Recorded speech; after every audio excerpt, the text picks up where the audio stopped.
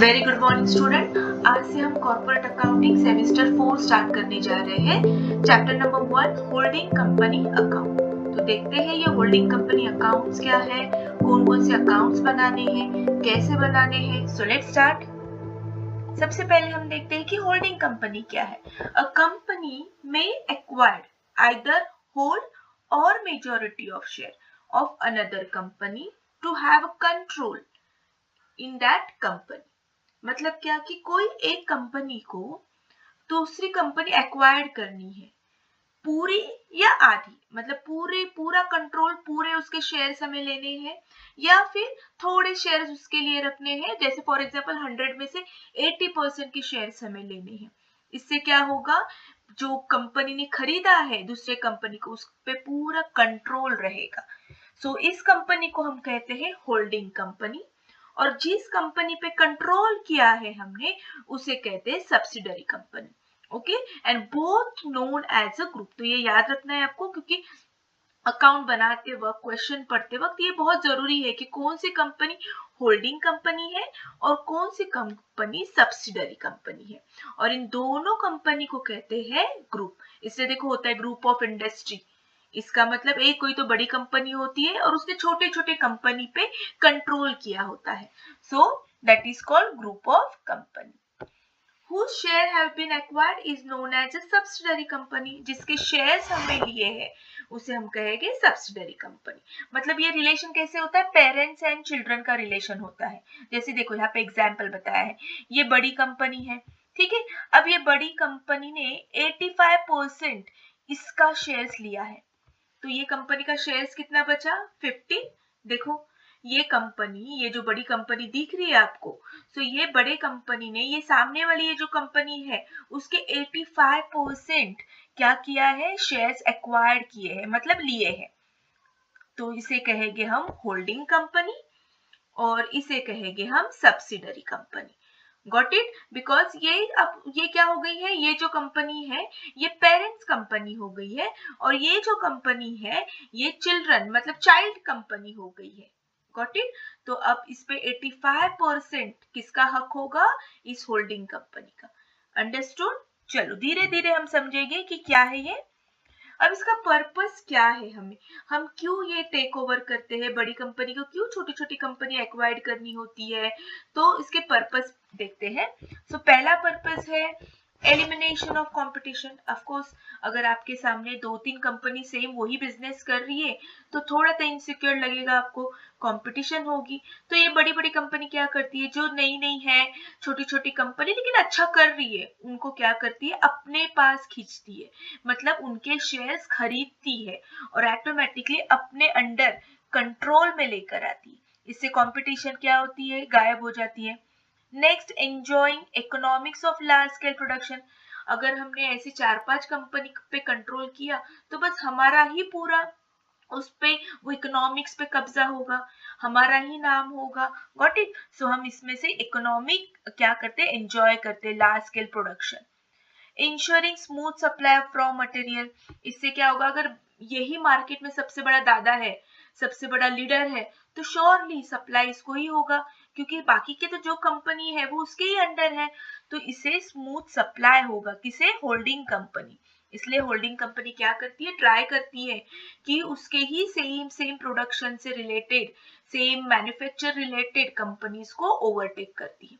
Next क्या होता है, getting assured market for the product. Of course अब अगर वो ही पूरे मार्केट में लीडर है, बाकी सब कंपनियां उसके अंडर है, तो क्या है, उसको कस्टमर्स भी मिलेंगे, सब कस्टमर उसके ही कंपनी का माल प्रोडक्शन लेंगे, प्रोडक्ट लेंगे। Got it? So one of the common way of acquiring controlling interest to acquire. अब ये तो हो गया, फायदा तो देख लिया, लेकिन अब ये हम कैसे कंट्रोल करेंगे। सो यहाँ पे 2 टाइप्स है, मतलब more than half nominal value of equity share of another company. हमारे पास एक रास्ता है कि सामने वाली कंपनी का मोर देन हाफ, मतलब मोर देन 50% हमें क्या लेना है, उसके इक्विटी शेयर्स, इक्विटी शेयर्स लेने हैं। कौन से, नॉमिनल वैल्यू। ये याद रखनी है कंसेप्ट, क्योंकि जब हम कैलकुलेशन करेंगे ये सब हमें काम आएगा। ठीक है। तो हम एक तरीका हमारे पास है कि हमें जो कंपनी पे कंट्रोल करना है, जो कंपनी खरीदनी है, उसके हमें मोर देन 50% इक्विटी शेयर लेने होंगे, तो हम उस पे क्या कह सकते हैं, हमारा हक कह सकते हैं। Okay, so now there are two ways कैसे कंट्रोल कर सकते। एक वे है कि उसके सब असेट एंड लायबिलिटी, वो जो कंपनी हम खरीदने वाले हैं उसके सब असेट एंड लायबिलिटी आप क्या करो, एक्वायर्ड करो, मतलब क्या करो, परचेज करो। एक्वायर्ड का मतलब गेट या purchase. So one way is to acquire all the asset and liability of the company concerned, thereby securing control by ownership of सब asset and liability. इसे हम कहते हैं एब्जॉर्प्शन। ठीक है, ये भी आपका नेक्स्ट चैप्टर है एब्जॉर्प्शन। इसमें हमें सब असेट एंड लायबिलिटी उसकी लेनी होती है। ठीक है, दूसरा वे क्या है, another way is to acquire all और मेजोरिटी। एक तो पूरे के पूरे शेयर्स उसके खरीदो, या मेजोरिटी मतलब 50% and above. Fill in the blanks के लिए, ऑब्जेक्टिव के लिए याद रखना है। ठीक है, 50% एंड मोर मतलब 51% से लेके 100% of voting share of this company. तो इस तरीके से दो तरीके हैं हम कोई कंपनी पे कंट्रोल कर सकते हैं। एक तो उसके असेट एंड लायबिलिटी लो, जिसे हम कहेंगे एब्जॉर्प्शन, ये नेक्स्ट चैप्टर है, तो अभी हमें फिलहाल इसका नहीं देखना है। सेकंड है कि हम उसके शेयर खरीदे मोर देन 50%, तो वो भी उस तरीके से भी हम कंट्रोल कर सकते हैं। तो हम ये देखने वाले हैं होल्डिंग कंपनी के चैप्टर में। अंडरस्टूड? ओके, चलो नेक्स्ट। अब एग्जाम्पल देती हूँ, maybe true and false के लिए पूछ सकते हैं कि कैसे। तो देखो, B company has a share capital 1 lakh divided into share of 10, therefore number of share is 10,000। ठीक है, बी कंपनी के पास शेयर है 1 लाख के, जो 10 रुपए में डिवाइड, मतलब उनका नॉमिनल वैल्यू 10 है, तो नंबर ऑफ शेयर कितने, 10,000। If A company acquire 6,000 share, then A company will call the holding company and B will be called as a subsidiary। देखो 10,000 है, ठीक है, 10,000 में से 50%, तो ये 5,000, लेकिन जो A कंपनी है ना, उसने 5,000 नहीं 6,000, मतलब मोर देन 50% से ज्यादा कंपनी के क्या किए, शेयर्स एक्वायर्ड किए हैं, तो 6,000। तो जो सब्सिडरी कंपनी है उसके पास 4,000 ही शेयर्स है, और जो होल्डिंग कंपनी है उसके पास कितने शेयर है, 6,000। तो ऑफकोर्स किस पे किसका कंट्रोल होगा, ये ए कंपनी है, ये बी कंपनी है, तो ऑफकोर्स ए कंपनी का होल्डिंग बी पे होगा। Understood? So it's a called holding company, मतलब A company will known as a holding company and B as a subsidiary company. Understood? Okay. Now, अब second example देखो, X company limited purchased 4,000 share in a Y company. The share capital of the Y company consists 10,000 share. अब देखो, X company ने purchase किया, मतलब ये X company है, ये Y कंपनी है। Y कंपनी के पास 10,000 शेयर है। अब X कंपनी को क्या करना है, इस पे कंट्रोल करना है, तो X कंपनी ने इसके पास से 4,000 के शेयर खरीदे, मतलब सिर्फ 40% खरीदे। अभी भी Y कंपनी के पास, ये Y कंपनी है, अभी भी Y कंपनी के पास 6,000 शेयर है, तो अभी भी पूरा कंट्रोल X पे आया है क्या, नहीं। अगर X को पूरा Y पे कंट्रोल चाहिए तो मोर देन 50%, मतलब कम से कम 10,000 का 50 कितना होता है, 5,000, कम से कम 5,000 एंड अबाउ शेयर परचेस करने होंगे, तब जाके X company will known as a holding company and Y company will be a subsidiary company। But इस केस में ऐसे नहीं है, इस केस में सिर्फ 4,000 ही हमने खरीदे, सो यहाँ पे X कंपनी है, होल्डिंग कंपनी नहीं है, so there will be no relation is establish. तो ये ट्रू एंड फॉल्स के लिए वगैरह आ सकता है, ठीक है, वो एग्जाम्पल देंगे और पूछेंगे is it case of holding company. No, it is not a case of holding company, because यहाँ पे रिलेशन ही मेंटेन नहीं हुआ है। कंडीशन क्या है, मोर देन 50% शेयर्स एक्वायर्ड करने चाहिए, तब जाके holding company and subsidiary company का रिलेशन होगा। Understood? Now next example, F company holding 5,000 share out of 10,000. ठीक है, 10,000 में से 5,000 एफ कंपनी है.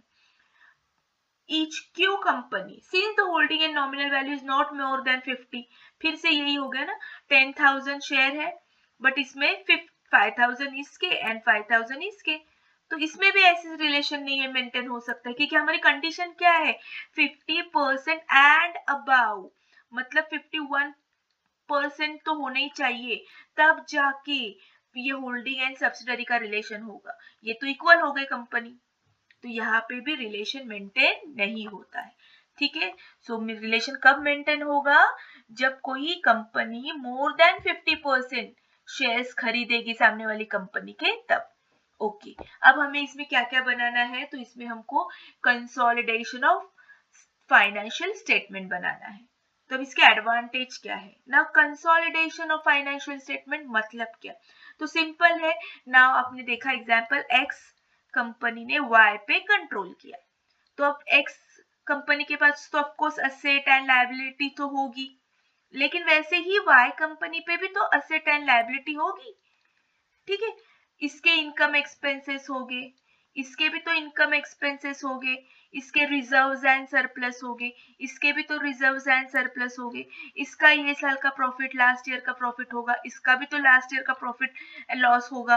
Got it. तो अब ये कंपनी क्या हो गई है, कंट्रोल में आ गई है, तो शेयर होल्डर्स को इंटरेस्ट होता है कि भैया हमारी जो एक्स कंपनी ने जिसपे वाई पे कंट्रोल किया है उसकी बैलेंस शीट क्या है, उसकी एसेट लायबिलिटी क्या है.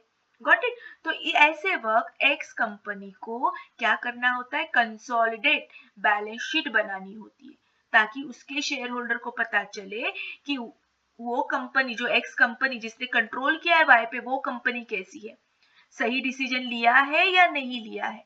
तो हमें अब ये इन दोनों को मिला के एक क्या करना है, बैलेंस शीट बनानी है, उसे कहते हैं कंसोलिडेशन. कंसोलिडेट करना मतलब एकत्र करना, एक साथ करना. अंडरस्टूड. डोंट वरी, धीरे धीरे जैसे हम प्रैक्टिकल प्रॉब्लम सॉल्व करेंगे आपको सब समझ में आ जाएगा. ठीक है, तो अब इसके एडवांटेज क्या है, the holding company with subsidiary one business unit although they function separate legal entity.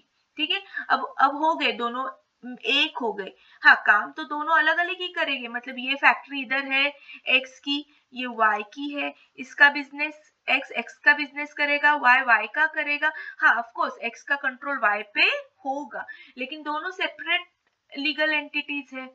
ठीक है, सो ऐसे वक्त दोनों का जैसे मैंने एक्सप्लेन किया, इसकी असेट इसकी लायबिलिटी, तो हमें क्या करना है, ये एक वन यूनिट बताना है, तो इसके लिए हमें मिक्स बैलेंस शीट बनानी है. ठीक है, next, the shareholder of company get complete and full disclosure of the interest of holding company. Of course, अब होल्डिंग कंपनी ने सब्सिडरी कंपनी ली है, तो जो होल्डिंग कंपनी के शेयर होल्डर्स है उन्हें भी तो इंटरेस्ट होता है कि भैया हमारी कंपनी ने कोई XYZ कंपनी क्या की है, कंट्रोल्ड की है, तो उसका बिजनेस क्या है, उसकी एग्जैक्टली एसेट लायबिलिटी क्या है, प्रॉफिटेबिलिटी क्या है, तो ये शेयर होल्डर को भी इंटरेस्ट होता है. इसलिए हमें क्या बनाना होता है, कंसोलिडेशन ऑफ फाइनेंशियल स्टेटमेंट, मतलब क्या, balance sheet. Okay, now the third is the shareholder get a better idea and picture of investment in the subsidiary which represent by net asset position. Same जैसे ऊपर था वैसे भी नीचे share holder को भी एक आइडिया होती है कि whether we should invest in subsidiary company. ठीक है, होल्डिंग कंपनी में तो हमने इन्वेस्ट किया है, लेकिन अगर सब्सिडरी कंपनी भी इंटरेस्टेड है, लग रही है प्रॉफिटेबिलिटी उसमें ज्यादा है, तो उन लोग इसमें भी क्या कर सकते हैं, इन्वेस्ट कर सकते हैं. So that is why they need consolidate balance sheet. Now next, it helps in judging the efficiency performance of the group as a whole. And of course अब now एक से भले दो, जब हम एक साथ दोनों की बैलेंस शीट हमारे आंखों के सामने होगी, तो हम क्या कर सकते हैं, एक उनको जज कर सकते हैं कि भैया दोनों साथ साथ काम अच्छे से कर रहे हैं या नहीं. अंडरस्टूड. एज अ होल तो हमें आइडिया मिलती है कि हमने जो डिसीजन लिया है होल्डिंग कंपनी ने कंट्रोल करने का अलग अलग कंपनीज को, वो डिसीजन हमारा करेक्ट है या नहीं. Got it. Last, it helps to understand financial state of a group as a one business.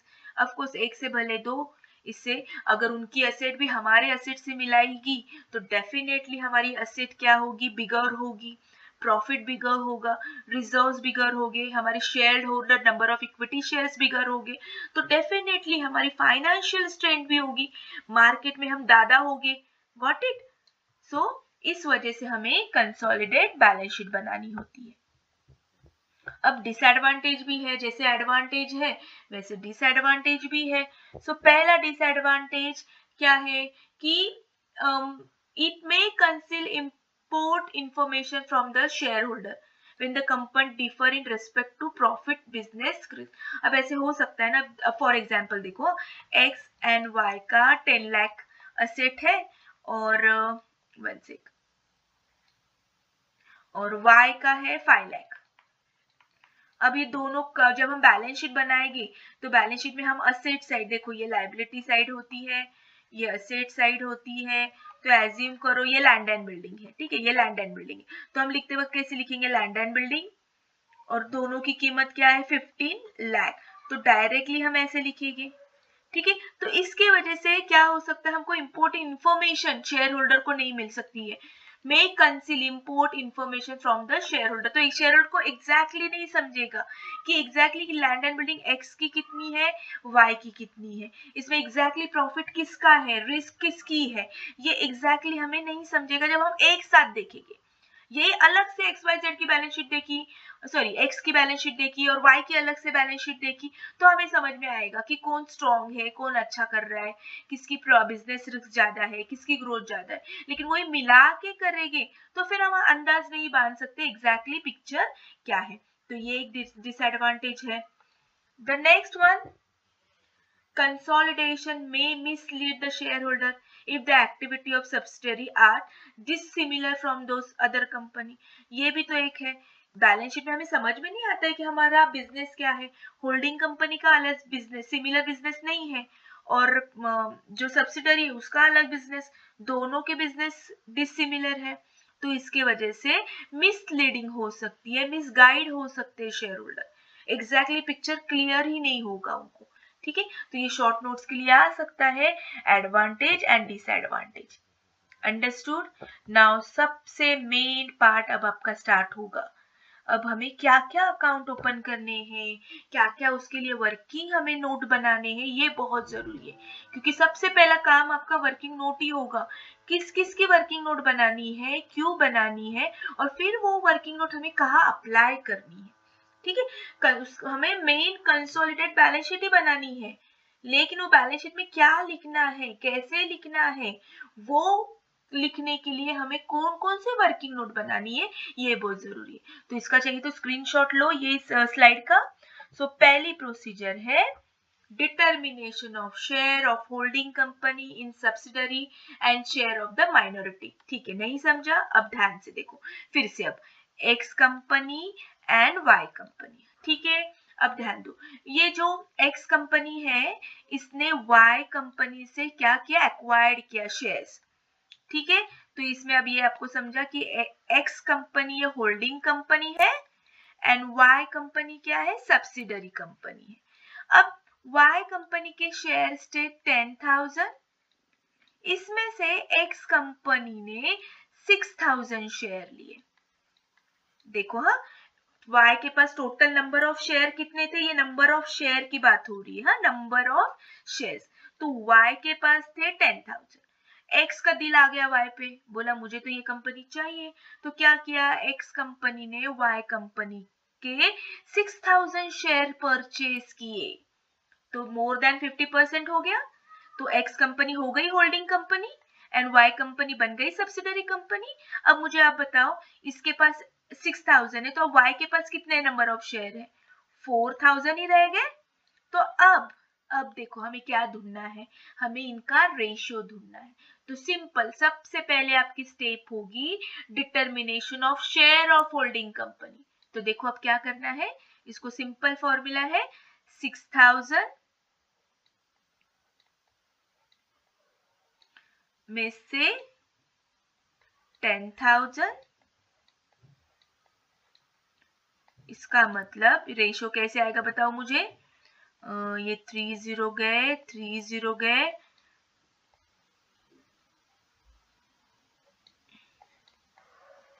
So 3/5 understood. तो अब एक्स कंपनी का कंट्रोल कितना है 3/5।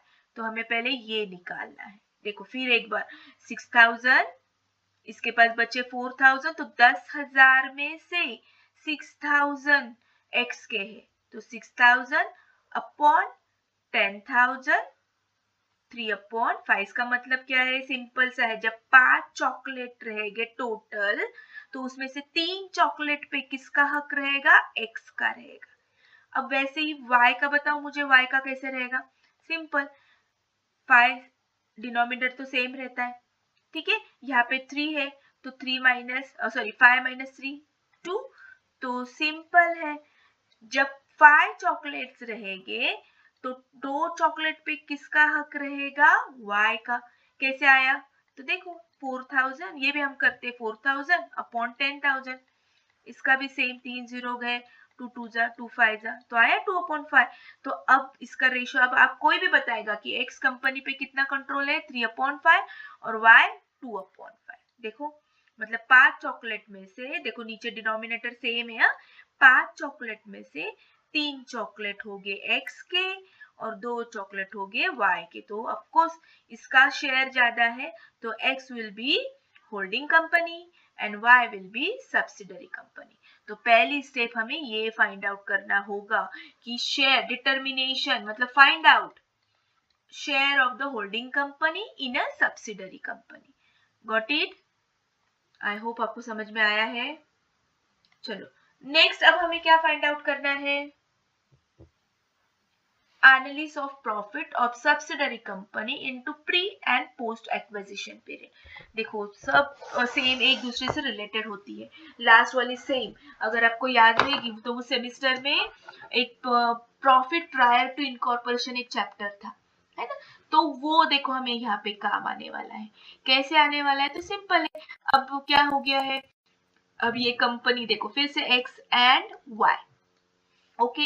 अब इस कंपनी के जनरल रिजर्व हो गए, प्रॉफिट एंड लॉस हो गए, तो अब किसका हक है, एक्स का कंपनी का, अभी हमने निकाला इसका 3/5 और इसका सिर्फ 2/5, ठीक है। तो अब क्या हुआ, एक्स कंपनी ने एक्वायर्ड किया वाई को, लेकिन हमने सीखा है प्रॉफिट प्रायर टू इनकॉर्पोरेशन में कि इसको काफी समय लगता है, लेकिन ये कंपनी ने तो एक्वायर तो अभी किया है, लेकिन इनकॉर्पोरेशन का सर्टिफिकेट, फॉर एग्जांपल देखो हमारा अप्रैल में स्टार्ट होता है अकाउंटिंग ईयर, मार्च में एंड होता है, एज्यूम करो कि इनकॉर्पोरेशन सर्टिफिकेट इन्हें ना 1 अक्टूबर को मिला, ठीक है, लेकिन इन्होंने कब का ही, ये अप्रैल है, हाँ इन्होंने, लेकिन एक्स कंपनी ने तो अप्रैल में ही एक्वायर्ड किया है वाई को, लेकिन वो काम सर्टिफिकेट मिलते मिलते अक्टूबर गए।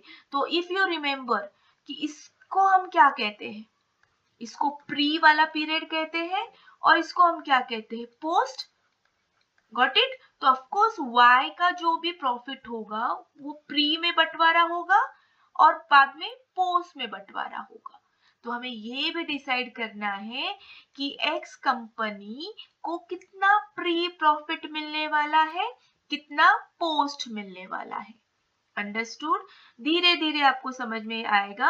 हो सकता है ये पहला अब शायद आपको लगेगा अरे डिफिकल्ट है, बिल्कुल डिफिकल्ट नहीं है, हम जैसे जैसे करेंगे आपको समझ में आ जाएगा, ठीक है। अभी सिर्फ अब ये याद रखो कि हमें क्या क्या फाइंड आउट करना है।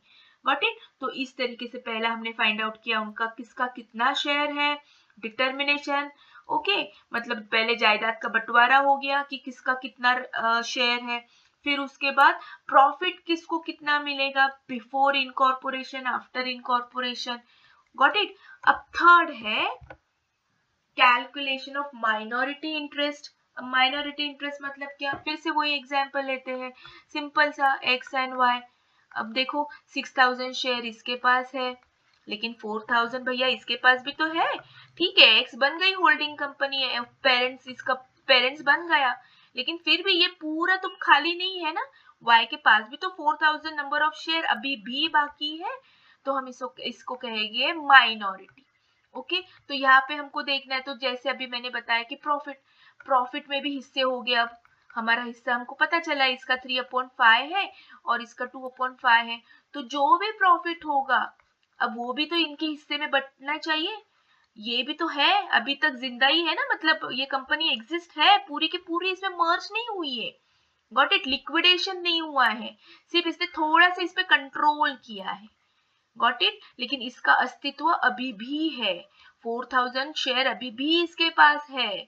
गॉट इट, तो हमें इनका भी इंटरेस्ट फाइंड आउट करना है कि इसको हमें क्या क्या जायदाद में से देना है। सिंपल, ये बड़ा भाई है, ये छोटा भाई है, बड़े भाई को क्या क्या जायदाद में आएगा और छोटे भाई को क्या क्या आएगा, उसे कहते हैं माइनॉरिटी इंटरेस्ट। अंडरस्टूड। चलो नेक्स्ट वन, अब हमें आगे calculation of cost of control, इसे भी हम कहते हैं गुडविल या कैपिटल रिजर्व। अब ये क्या है, ये जब हम सॉल्व करेंगे तभी मैं आपको एक्सप्लेन करती हूँ, अभी कंफ्यूज मत करो, सिर्फ ये लिख कर रखो स्टेप, क्योंकि हर प्रॉब्लम में ये स्टेप आपको जरूरी है, ये आपको लिख के ही लिखना है रफ में कि कौन कौन से, और जैसे जैसे एक एक स्टेप हो गया आपको ऐसे टिक मार्क करना चाहिए, स्टेप हो गई, ये हो गई, ये हो गई, ये हो गई, और फिर फाइनली हमको कंसोलिडेट बैलेंस शीट बनानी है।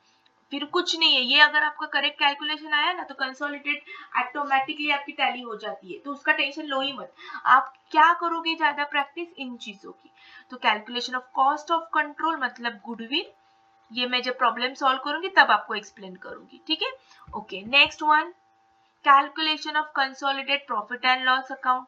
ऑफ कोर्स प्रॉफिट भी तो बंटवारा होगा, एक्स एंड वाई, y का जो भी रहेगा प्री एंड ये, तो इसमें बंटवारा होगा ना, क्योंकि अब x का भी इसमें कंट्रोल है, तो x तो बोलेगा ना मेरा भी इसमें हिस्सा है, तो इसे हमें क्या करना है, फिर से कैलकुलेशन करना है प्रॉफिट एंड लॉस का। अंडरस्टूड, धीरे धीरे आपको समझ में आएगा, मुझे पता है थोड़ा शायद आपको डिफिकल्ट लगेगा। Next, working of unrealised profit in unsold closing stock. Now it come sometime, ये जो है ना नेक्स्ट वाली, ये देखो 1 2 3 4 5, ये मोस्ट प्रोबेबली आते ही आते, ये आपको कैलकुलेशन कंपलसरी करना ही है। अब ये जो कैलकुलेशन है ना, it depends on the adjustment. अगर एडजस्टमेंट में ऐसे कुछ दिया होगा ना कि क्लोजिंग स्टॉक में प्रॉफिट इंक्लूड है, तो हमें ये करना है, ठीक है। तो ये भी जब मैं एडजस्टमेंट आएगी तब आपको एक्सप्लेन करूंगी, अभी मैं आपको घबराना नहीं चाहती हूँ। ओके, चलो इसके बाद हमें elimination of inter company indebtedness, अब ये भी हमें देखना है। तो सिंपल सी बात है, देखो बहुत बार क्या होता है ना, अब जैसे कि ये x and, let me clear one से, ये मुझे क्लीन करने दो। ओके, अब बहुत बार क्या होता है ना, अब एक्स एंड वाई है, ये सालों साल मार्केट में है, तो ऐसे बहुत बार हो सकता है कभी एक्स इसका कस्टमर हो तो कभी वाई इसका कस्टमर हो, मतलब क्या, कभी ये क्रेडिटर हो सकता है, मतलब ये डेटर्स है, या कभी ये डेटर्स हो सकता है इसका, मतलब ये क्रेडिटर्स है इसका। तो इंटर रिलेशन आया समझ में, इंटर रिलेशन, तो ऐसे बहुत सारे होंगे, इंटर रिलेशन में ट्रांजैक्शन हुई होगी, तो वो हमें क्या करना है, कैंसल करना है। एलिमिनेशन मतलब गायब करना है, कैंसल करना है। अंडरस्टूड। सो ये भी एडजस्टमेंट में ही आता है, बहुत आसान एडजस्टमेंट है, इसका ज्यादा टेंशन मत लो, इसको हमको थोड़ा सा प्रैक्टिस करनी होगी। ये भी जब एडजस्टमेंट में देगी तो ही आएगी। गॉट इट, तो कुछ कुछ एडजस्टमेंट में दिया तो ही आएगी, अदरवाइज नहीं आएगी। एंड फाइनली ऑफ कोर्स, अब एक बार ये सब हो गया 1 2 3 4 5, यूजुअली ये 5 स्टेप्स हो गई, अगर एडजस्टमेंट में दिया तो ये और दो। फाइनली फिर हमें क्या बनाना है, कंसोलिडेटेड बैलेंस शीट बनानी है। इसमें तो सिर्फ हमको कॉपी पेस्ट करना है, कुछ नहीं करना है। अगर ये आपका करेक्ट आ रहा है सब, तो ये सब अमाउंट उठा के हमको बैलेंस शीट में डालनी है, फाइनली बैलेंस शीट टैली करनी है। ये बहुत आसान है, लेकिन ये करने के लिए ये सब करना है। तो धीरे धीरे हम प्रैक्टिकल प्रॉब्लम्स लेंगे, 7 to 8 प्रॉब्लम्स मैं आपको लूंगी, तो श्योरली आपका सब एडजस्टमेंट कवर हो जाएंगे और आपको इजी लगेगा। ओके, सो आई होप आपको आज का लेक्चर समझा है। कुछ डाउट होगा तो कमेंट बॉक्स में पूछिए। Thank you so much, have a nice day, bye bye.